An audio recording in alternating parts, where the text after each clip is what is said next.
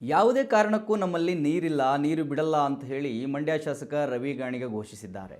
CWMA ಅಧಿಕಾರಿಗಳು ತಮಿಳುನಾಡು ಪರವಾಗಿಯೇ ಇರ್ತಾರೆ. ನಮ್ಮ ಸರ್ಕಾರ ಯಾವುದೇ ಕಾರಣಕ್ಕೂ ನೀರು ಬಿಡಬಾರದು.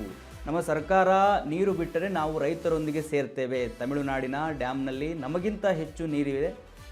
ತಮಿಳುನಾಡಿನವರನ್ನು ನೋಡಿ ನಮ್ಮ ವಿಪಕ್ಷದವರು ಕಲಿಬೇಕು ಅಂತ ಹೇಳಿ ರವಿ ಗಾಣಿಗ ತೀವ್ರ ಆಕ್ರೋಶ ವ್ಯಕ್ತಪಡಿಸಿದ್ದಾರೆ.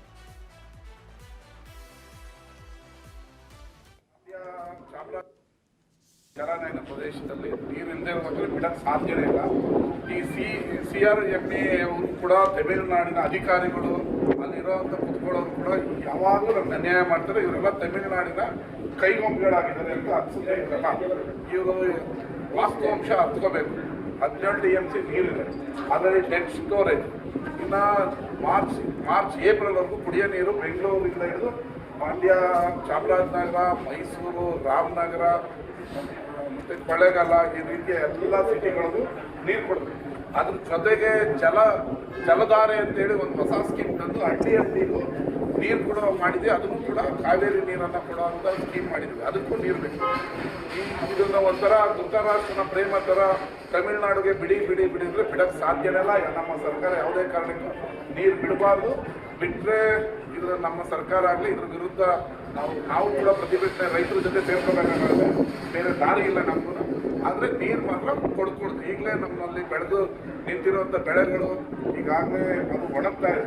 ರೈತರಿಗೆ ಮರಣ ಶಾಸನ ಆಗಿದೆ. ಈಗಾಗಲೇ ಅವರು ಸಾಲ ಸೂಲ ಮಾಡಿ ಕಬ್ಬು ಹಾಕಿದರೆ ಮೊನ್ನೆ ಕುಡಿಯೋ ನೀರಿಗೇನೋ ಒಂದು 500 ಕ್ಯೂಸೆಕ್ ನೀರನ್ನು ಬಿಟ್ಟಿದೆ. ಅದು ಮೊದಲೆಲ್ಲ 8 ಅವರಲ್ಲಿ ಬರ್ತಾಯಿತ್ತು. 500 ಬಿಟ್ಟಿರೋದ್ರಿಂದ ನಮ್ಮೂರಿಗೆ ಬರೋಕ್ಕೆ 4 ಅವರ್ ತೊಗೊಂಡಿದೆ. ಈ ರೀತಿಯ ಪರಿಸ್ಥಿತಿ ಇದೆ. ತಮಿಳುನಾಡವರು ಈ ಕುಚೇಷ್ಟೆಗಳನ್ನೆಲ್ಲ ಬಿಟ್ಟು ನಮಗಿಂತ ಜಾಸ್ತಿ ಮೆಟ್ಟೂರು ಡ್ಯಾಮಲ್ಲಿ ನಾವು ರಿಯಾಲಿಟಿ ಚೆಕ್ ಮಾಡಿದ್ವಿ.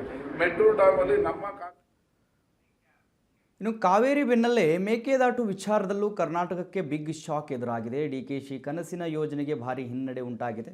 ಮೇಕೆದಾಟು DPR ಅನ್ನು ಕೇಂದ್ರ ಜಲ ಆಯೋಗ ಇದೆ ಅದು ವಾಪಸ್ ಕಳಿಸಿದೆ.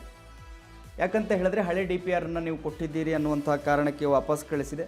ಸೊ ಇವಾಗ ಮೇಕೆದಾಟು ವಿಚಾರದಲ್ಲೂ ಕೂಡ ಶಾಕ್ ಎದುರಾಗಿದೆ. ಕೆಲವು ಅಂಶಗಳನ್ನು ಮಾರ್ಪಾಡು ಮಾಡಿ ಪರಿಷ್ಕೃತ DPR ಕಳುಹಿಸುವಂತೆ ಸೂಚಿಸಿ ವಾಪಸ್ ಕಳುಹಿಸಿದೆ. ಕರ್ನಾಟಕ ಬೆಂಗಳೂರು ಕುಡಿಯುವ ನೀರಿಗೆ 6.5 TMC ಕೇಳಿತ್ತು. ಹಳೆಯ ಅಂಕಿಅಂಶ ಕೊಟ್ಟಿದ್ದೀರಿ ಎಂದು ಕೇಂದ್ರ ಜಲ ಆಯೋಗ ಸರಿಯಾದ ಅಂಕಿಅಂಶ ನೀಡುವಂತೆ ಸೂಚಿಸಿದೆ.